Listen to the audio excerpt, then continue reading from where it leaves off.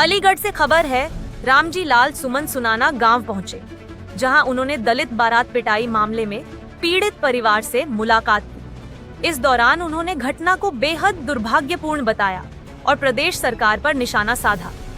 रामजी लाल सुमन ने कहा कि उत्तर प्रदेश में दलितों पर अत्याचार की घटनाएं लगातार बढ़ रही हैं।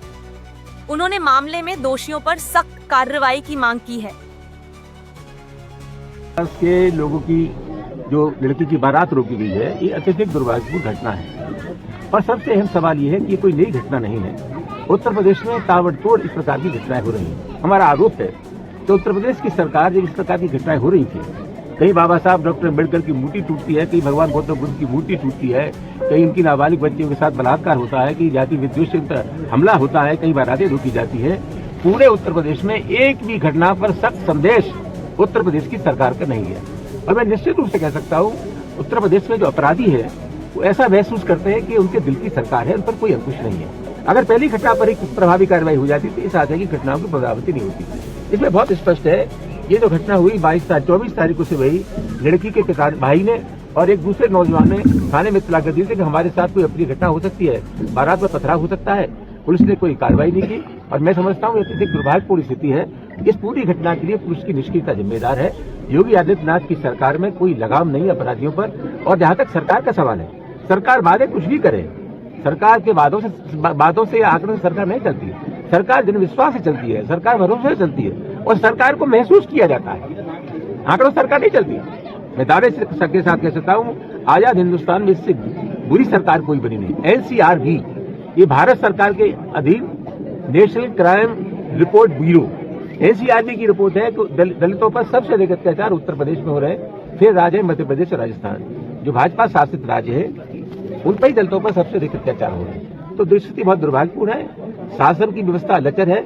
उत्तर प्रदेश सरकार का कोई नियंत्रण नहीं है। पूरी घटना के लिए पुलिस जिम्मेदार है। हम जरूर चाहेंगे कि जो इसके लिए दोषी है उनके खिलाफ कठोर कार्रवाई की जाए। सर, आप पुलिस प्रशासन की बोल रहे हैं, तो ये बताया जा रहा है कि जैसे इन्होंने सूचना दी थी ना, एप्लीकेशन दी थी, तो बता रहे हैं कि पुलिस आई भी थी और उन्होंने ये भी बोला था, डीजे वाले को मना किया था अगर ऐसा कुछ होता है वाद विवाद का। वैसे गाने बजते हैं, कोई प्रॉब्लम नहीं है। उन्होंने ये कहा था कि अगर ऐसा कुछ है, अगर वो गाने की, और ये एग्री भी हो गए थे जो लड़की पक्ष है कि हाँ चलो गाने नहीं बजाएंगे। लेकिन बताया जा रहा है कि जब बारात निकले, उन्होंने भी बोला था पुलिस प्रशासन ने कि बारात निकले तो एक बार कॉल करना।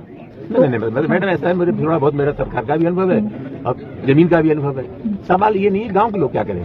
पुलिस जब समझती है कोई मामला संवेदनशील है तो पुलिस को स्वयं उसका संज्ञान लेना। सूचना तो देनी थी ना उनको। जब पुलिस को पहले सूचना थी तो जो सूचना क्या देनी। जब पुलिस को 24 तारीख को सुबह सूचना दी गई थी तो सूचना के लिए बैठे हुए थे। पुलिस की पुलिस की निश्चितता है और मैं समझता हूँ ऐसा नहीं है। जब पुलिस समझती थी कि इस गांव में टकराव हो सकता है तो एक बार की इत्तलाई काफी थी। पुलिस को उसका संज्ञान लेकर के यहाँ फोर्स बल तैनात करना चाहिए। मुख्यमंत्री जी नारा देते हैं सबका साथ सबका विकास, लेकिन ये सबका साथ है, जिस तरीके से घटनाएं हो रही है, क्या मानसिकता लगती है इसकी? ये घटना इसलिए हो रही है कि उत्तर प्रदेश की सरकार लचर है। ये दलित विरोधी सरकार है। ये लोग वो हैं जो इनका विश्वास वर्ण व्यवस्था में, ये लोग वो हैं जो मनु को अपना आदर्श मानते हैं। ये इनकी जहनियत इसके लिए जिम्मेदार है। योगी आदित्यनाथ पूरी तरह से इन कुकृत्यों के लिए जिम्मेदार है। सर, इसकी आवाज कहाँ उठाएंगे आप? जनतंत्र में आवाज उठाने के दो ही तरीके हैं, या तो हम चौराहे पर बोले या विधानसभा चल रही है तो वहां उठाएं। मैं समाजवादी पार्टी का कार्यकर्ता हूं। समाजवादी पार्टी के राष्ट्रीय अध्यक्ष श्री अखिलेश यादव जी ने हमें यहाँ भेजा है। पार्टी के निर्णय कोई एक व्यक्ति नहीं करता। अरे हमारी बात सुन रहे हो भाई साहब, पार्टी का निर्णय कोई एक व्यक्ति नहीं करता।